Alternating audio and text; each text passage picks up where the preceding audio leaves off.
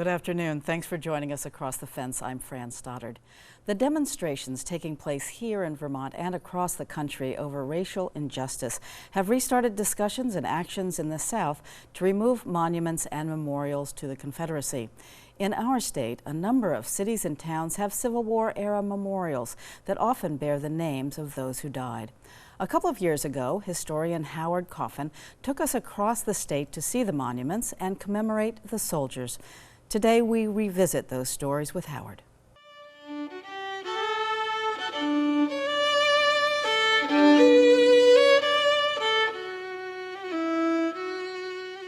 The towns that were hit hardest by the Civil War here in Vermont erected the first memorials. Here in Derby Line, this monument was erected on October 31st, 1866. Two speakers at the dedication, Josiah Grout, veteran of the Vermont Cavalry, soon to be governor, and a man named B.H. Steele, who said, 53 of the soldiers of our town lost their lives in the great work, and such lives, young, ardent, promising lives, around which clustered our fond hopes and tender aspirations. The monument has a plaque listing the names of all the soldiers from Derby who served. There are stars beside the names of those who died. There are many stars.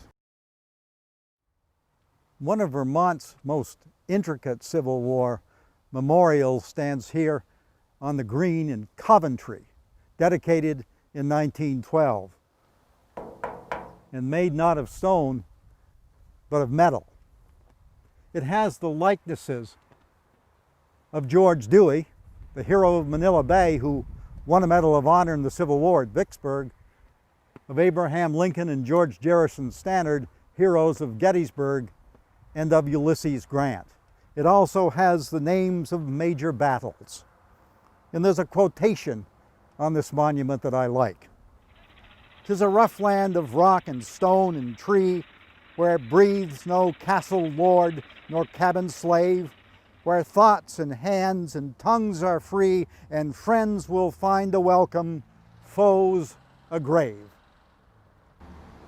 Brattleboro's Civil War monument on the north side of the village in the town common is one of Vermont's finest. Atop it, a Union soldier looks south toward the old battlefields. The monument is from a grateful town honoring the 385 Brattleboro men who served. It includes a plaque bearing the state seal, a list of many of the major battles in which Vermonters fought. And also there are the healing words of Lincoln from the second inaugural address, "With malice toward none, with charity to all." Woodstock honored its 289 veterans by putting an eagle-topped monument by the village school. Years went by, and the veterans decided it wasn't adequate, so they put up a new one in Tribou Park on the east end of town. It was dedicated on Memorial Day, 1909. 1,500 people were present to see 30 young women in white dresses pull the flag off the great edifice, while the old veterans gave 3 cheers and a tiger. Roar! The monument honored Woodstock soldiers who had fought from Big Bethel to Appomattox, Big Bethel being the first battle of the war in which Woodstock troops had fought. The Woodstock monument faces due east. Vermont monuments to the Civil War face in any direction, north, south, east, and west. Confederate monuments almost all face north, so as not to have their backs to the Yankees. But the Union won the war. Vermonters didn't care which way they looked.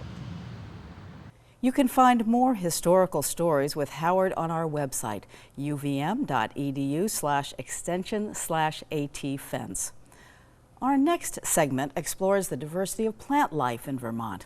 In addition to the common plants we know or recognize, there are more than 150 native species that are threatened or endangered. Across the Fence's Rebecca Gollin first filed this report in 2017. Vermont's landscape is full of plants and flowers that even an untrained eye would recognize, such as red clover, sumac, and our state tree, the sugar maple. But look closer, and you might see something a little more unusual. There's 3 federally endangered plants that have occurred in Vermont. Botanist Bob Popp works for the Department of Fish and Wildlife, keeping track of the rare and endangered plants in the state. More or less about 440 that are rare, endangered, and threatened. And of those, there's 161 that are actually legally protected on the endangered and threatened species list. On this day, Popp is giving a talk at the Rokeby Museum in Ferrisburg, focusing on those plants. These are not plants that people routinely see because, by definition, they are rare. And some of them occur in 1 or 2 locations in the entire state. Audience members range from experienced conservation volunteers inspired to be a detective. Now that I know what is rare, I want to find more of it.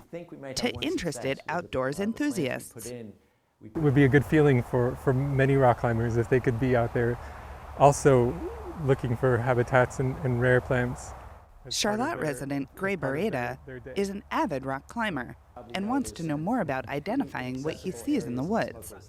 My interest is finding rare, unusual anything in the woods, whether it's a rock formation like they have back here, or the just a combination of trees that you don't normally see. So it's finding how diversity makes and displays itself in the wild, and then kind of trying to bring that back to my work. Beretta is also a farmer, and this knowledge will inform the way he interacts with the land he works on. I loved how, as much as we figure out ways as farmers to make something productive every year, it's another reason why we should have diversity. While some species are becoming more rare because of changes in climate and habitat, Vermont's unique geology is also a contributor. A lot of these plants in Vermont are rare because they require very, very specialized habitats. And Vermont, as you probably know, and most of your viewers probably know, has a lot of limestone. So we have things like in the Champlain Valley and even on the Waits River Formation in the Connecticut Valley that don't really occur anywhere else in New England. I am a big picture person, so I go out and look at whole landscapes and patterns and why things grow where they do. And he's good at answering that as well, like connecting the rare plant to calcium in the water that comes from the rocks. So I like the way he tells the stories about these plants. Alicia Daniel is a naturalist for the city of Burlington. Having rare species in city limits presents challenges for stewardship. What are the significant rare plants in Burlington? How can we steward them? You know, what do they need? You know, how can we not just run roughshod over where they are? And in our city, there are a number of them, and one of them, for instance, that I have always appreciated is the yellow lady slipper. And so when you get this charismatic, beautiful orchid in your backyard and you get to go out and see it and you feel like you're almost in the tropics or something, it makes you appreciate even the little things that are out there that are unusual and rare.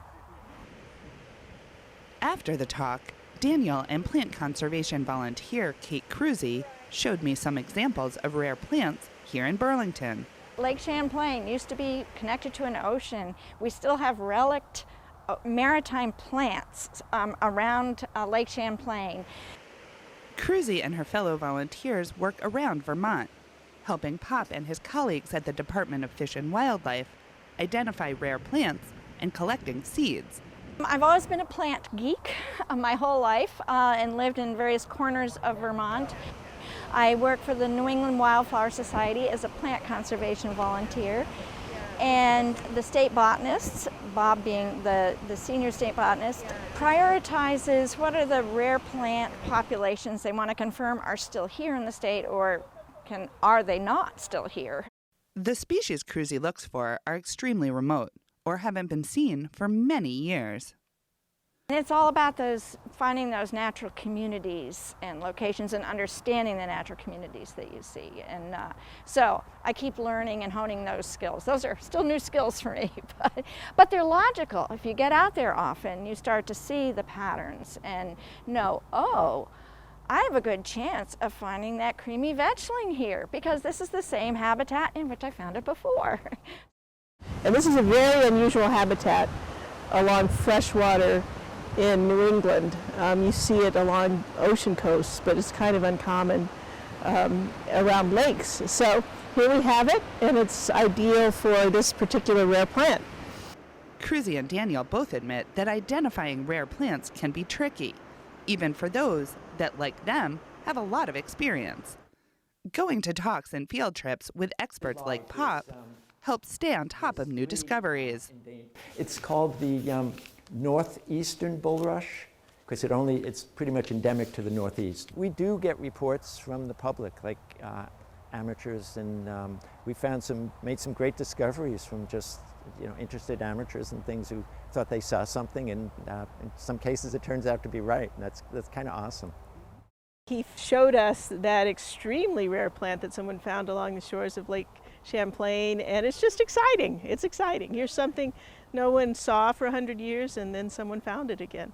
So I'm all about diversity. I love everything that lives here now. I'd love for it to live here in the future. And so his approach to using rare plants kind of as a test of how we're doing in saving our wild world is so important to me.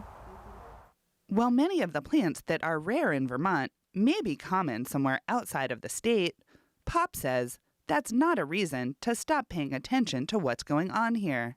It's part of Vermont's heritage. I mean, these plants have been here, they've maybe always been rare, but if they're gone, then, they're not part of Vermont anymore, and we have to go to New York or the Midwest or Canada to see them. And that would be, to me, that'd be a terrible loss. It's a treasure hunt through Vermont's landscape that has a prize you can't put a price on. In Ferrisburg, I'm Rebecca Gollin with Across the Fence. That's our program for today. Once again, thank you for joining us across the fence. I'm Fran Stoddard. Stay well.